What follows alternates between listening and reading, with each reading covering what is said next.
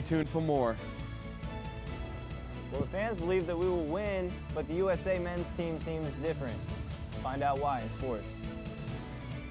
This is TV2 News.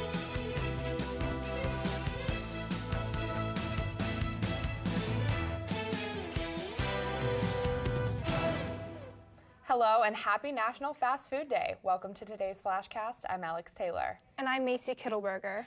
New Zealand rescue workers are evacuating tourists and residents from the town of Kaikoura, which has been hit by a 7.5 earthquake. Paul Hobbs reports.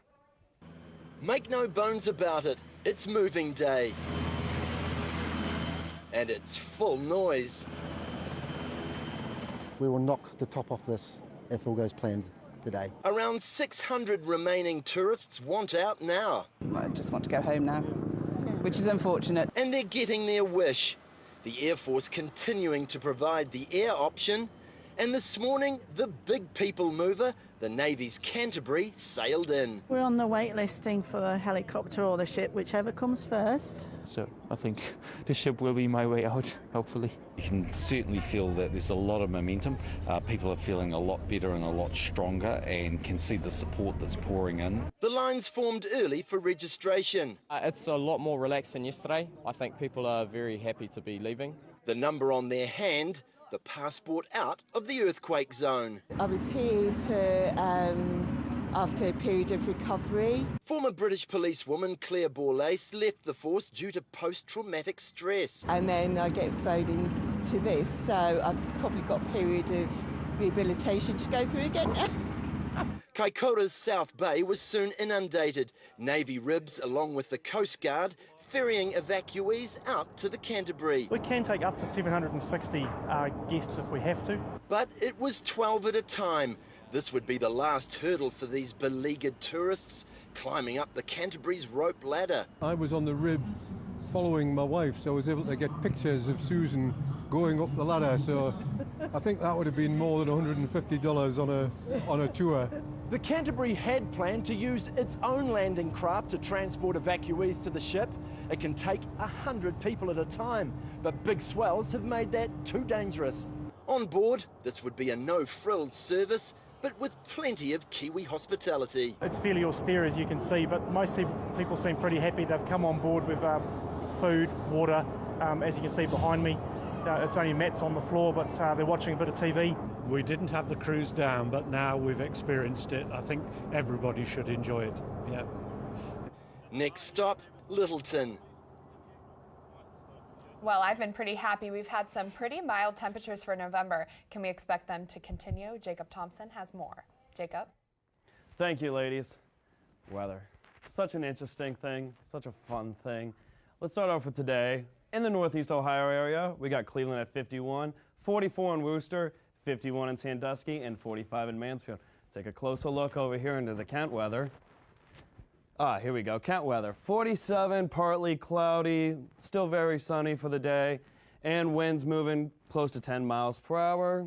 So you might feel some wind as you're walking through the wind tunnel known as Kent State University. If we take a look at the Doppler radar map coming up, everything that you see coming up here has come from the north in Canada, so it should not be hitting us as the day goes on. And if we look into tonight in Kent, we got 37, a little bit colder, still pretty clear, and winds moving, slowing down just a little bit. Tomorrow in Kent, though, it's supposed to be warmer.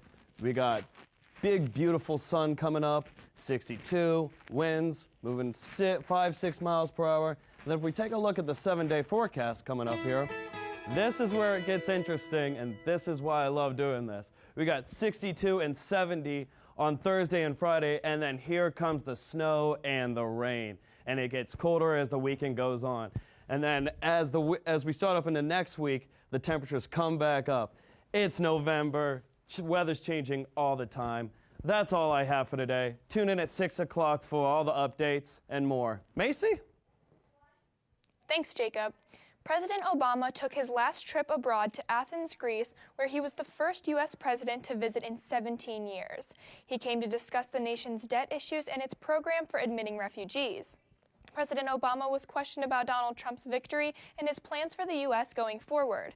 Obama reassured the people of Athens he is confident that just as America's commitment to the transatlantic alliance has endured, its commitment will continue. Thanks, Macy. Hundreds of people joined the anti-Trump protests in Akron last night. Angry with Trump's controversial views on minorities, people took to making signs and chanting against the newly elected president. The protest was peaceful, though, and protest marshals kept them from breaking any laws. A dozen counter-protesters marched on the opposite side of the street, but the protests remained nonviolent. There's a new criminal in town, the pantless pizza thief. We'll have more on that coming up. Did the Cavs continue their winning ways? Find out what happened in last night's game here on Sports. Doss went to open up the store on West Pennsylvania Avenue, but noticed the door really already open and the place ransacked. Here's to the things that can keep us safe. Those we use all the time with hardly a thought. Those that are silently standing by to save our lives. And now, those that we carry with us everywhere we go. Many mobile devices will now bring you wireless emergency alerts, real-time information directly from local sources you know and trust. With the unique sound and vibration, you'll be in the know wherever you are. For over 70 years, Smokey Bear has asked you to use fire responsibly. Fire is due to an unattended campfire. Go time. Here's how you can stay on the front lines of preventing wildfires. Always watch your campfire before leaving. Drown it, stir it, drown it again, and feel that the fire is out cold. Oh, bullseye! And you won't need a visit from these guys. Copy that. You can be Smokey's wingman when enjoying nature and prevent wildfires. Visit SmokeyBear.com for more fire prevention tips. Welcome back to today's Flashcast.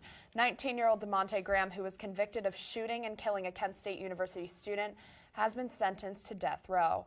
Graham is believed to be the youngest defendant ever to be put on death row in Portage County history. TV2 reporter Lauren Stapleton has more. February 7th, 2016, the Massive family lost a son, a brother, and a student in the Kent State community. 18-year-old Nick Massa was visiting his friends when 18-year-old DeMonte Graham, along with 3 accomplices, broke into an apartment, shot, and killed him. On November 15th, more than 9 months later, Graham, now 19, has been sentenced to the death penalty and 61 years in prison. It is therefore ordered that the defendant is sentenced to death by lethal injection or a drug or a combination of drugs of a sufficient dosage to quickly and painlessly causes death.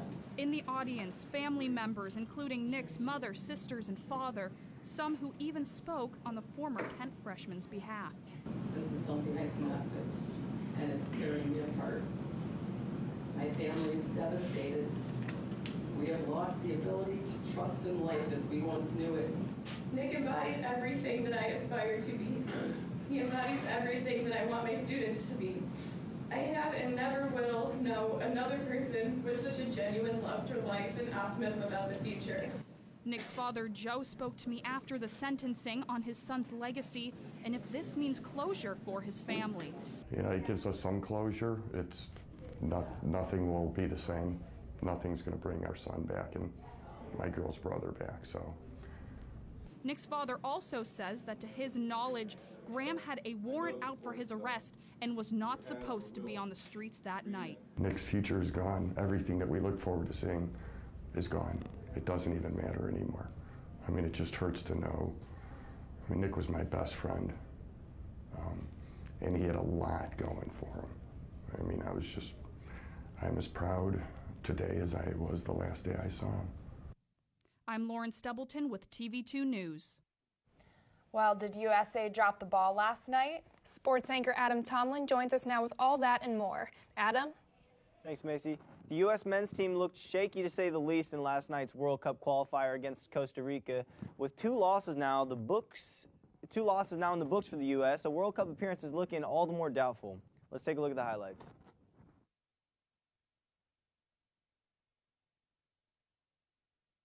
Into Venegas, and that's the first goal there in the 43rd minute of the first half. And later on, it's Brian Ruiz crosses it into Bolaños, who crossed it in. That's a goal and an assist for him. That's the second goal, and it's just all bad for the U.S. Here's Joel Campbell. And he slips right past John Brooks and finishes it. Nice finish in the left corner. And Campbell doing a little celebration dance. Later on, it's Campbell again. And might have been offside there, who knows, but he doesn't care. He's gonna go ahead and finish it left corner again. And Guzan is now gonna hate Campbell even more. Cavaliers, on the other hand, were able to continue their winning ways last night in a nail-biter against the guys up north. LeBron and the Cavs were able to squeak out a close win against the Raptors. Let's jump right into the third quarter and check it out. And LeBron gets the ball here, backing down to DeRozan, spins and a slam. And that's just 2 of LeBron's 29. Later on in the fourth quarter, DeRozan crossing over, pulls up, and it is now 114-113 Raptors. Later on, LeBron lobs it to Kevin Love, and Lowry getting called for the foul. He doesn't like that too much. He actually gets called for a technical foul, which could have been incidental. Who knows? It's a pretty big conflict, but that's what the ref called, and they got to stand by it. Later on, nice little pass fake, and he drains the three. It's going to be 117-115 Cavs, and they're going to go on to win it 121-117. And that's just a little play at the end of the game. LeBron was 1 rebound shy of a triple-double. Heck of a game for LeBron. That's all I have for sports. For all the up-to-minute coverage of all things Kent State sports, be sure to follow us at TV2KSU Sports. I'm Adam Tomlin. Macy? Thanks, Adam. What would you do for a slice of pizza? One man thinks he has the answer. Lowell Melser reports. Yeah, seeing it was weird, like, knowing that somebody was naked running around in the store. For Yanni Razas and his family, who own Slice Pizza in downtown Towson, it's the surprise of a lifetime. At around 8 a.m. on November 10th, Razas went to open up the store on West Pennsylvania Avenue, but noticed the door already open and the place ransacked. He and a couple of employees looked at surveillance footage and couldn't believe what they saw. Everybody's mouths just dropped, and we couldn't help but laugh, because, like, that's something that doesn't happen every day, and it was really funny to, like, see that. Apparently, this burglar made his way into the restaurant through the roof vent, but his pants got ripped off on the way down. Once in the store, he took off the rest of his clothes in what looks like an attempt to hide his private parts. He then went for the cash registers. He took one of the cash registers, brought it on the back, and slammed it on the ground, the one that he could disconnect. This one's bolted in. And there was nothing in it, so he tried to open this one, didn't open it, but broke it, and then he messed up the computer systems too. While he didn't get any money, the burglar did do a couple $1,000s worth of damage. Police are hoping someone will recognize the video and the suspect. As for Razas and folks at Slice Pizza, I'm guessing this is something you guys will never forget, huh? Oh, no. And once people see this video, I don't think they're going to forget it either.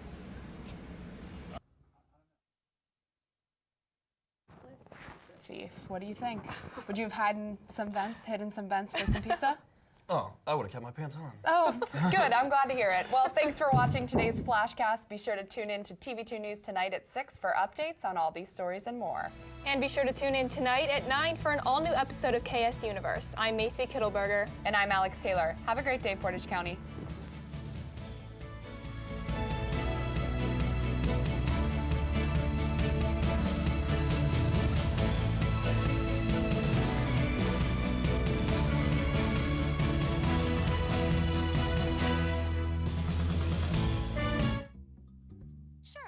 Cute now, but when my owner lost his job, it was rough.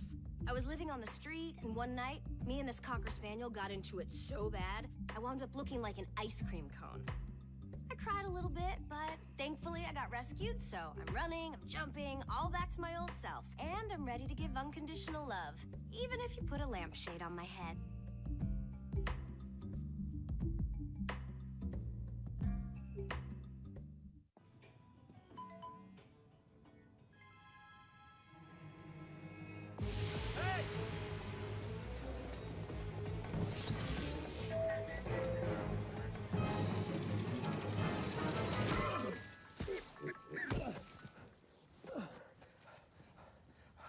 So, same time next week?